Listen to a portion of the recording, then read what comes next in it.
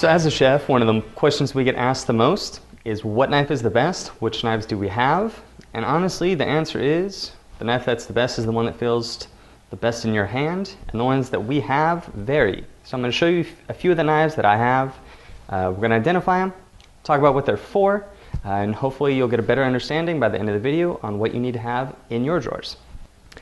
So this is the boning knife. The boning knife is going to be short, usually about 6 inches. It's going to be thin. So this is so you can kind of work in and around the bones when you're fabricating meats. We've got a fillet knife, basically the same structure. The difference now is that it flexes. This is going to be used for cutting fish. I've got my slicing knife with a gratin edge. That's a funny name for these little scallops. And what these do is they prevent stuff from sticking to the blade, essentially. This knife is going to be long. It's got a blunt tip, and it's fairly thin, slicing roasts. Got a utility knife. This is going to be for everyday use, anything from cutting a piece of meat or fish to cutting a tomato. Got a vegetable knife. This vegetable knife is, again, going to be kind of an all-purpose knife, a little bit of a substitution for your chef's knife. Then I've got some ones here at the end. I've got 3 of the knives I think need to be in everybody's drawers. And the first one is going to be the paring knife. The paring knife is usually about 3 to 4 inches long. This is going to be for small delicate work or things like peeling an apple that you intend to eat.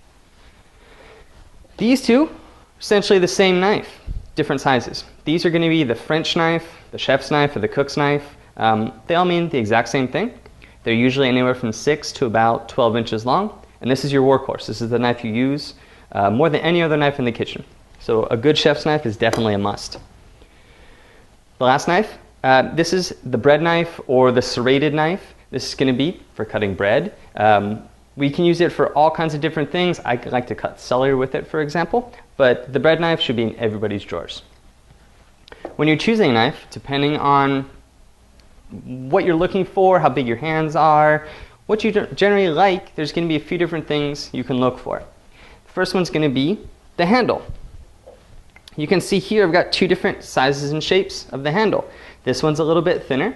This one's a little thicker. If I had bigger hands, this thick one might be great. If I have smaller hands, I might want a thinner handle. We've got some different constructions here. I've got a Japanese knife that came from Japan.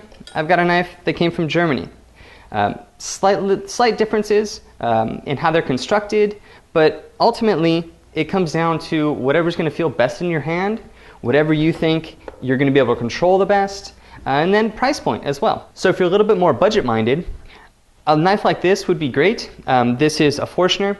These are very inexpensive but also very high quality. So for the budget minded home cook, these are great. They work wonderful. This is my personal one. I use them all the time. If you have a little bit more expendable cash, you may go with something like this, which is a Wusthof or a Henkel, essentially the same quality level. These are hardened steel from Germany. The only thing to remember on these is you want to make sure it actually says Germany on the blade, because they're made in multiple other countries, but they're not all the same.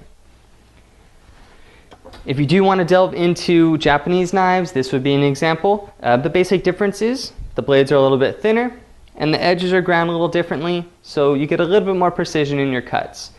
Ultimately, for the home cook, I don't think you're going to see much difference between German and Japanese steel, but if Japanese knives are what you're looking for, this is an inexpensive knife, approximately $50, that works fantastic. I used it in restaurants for years.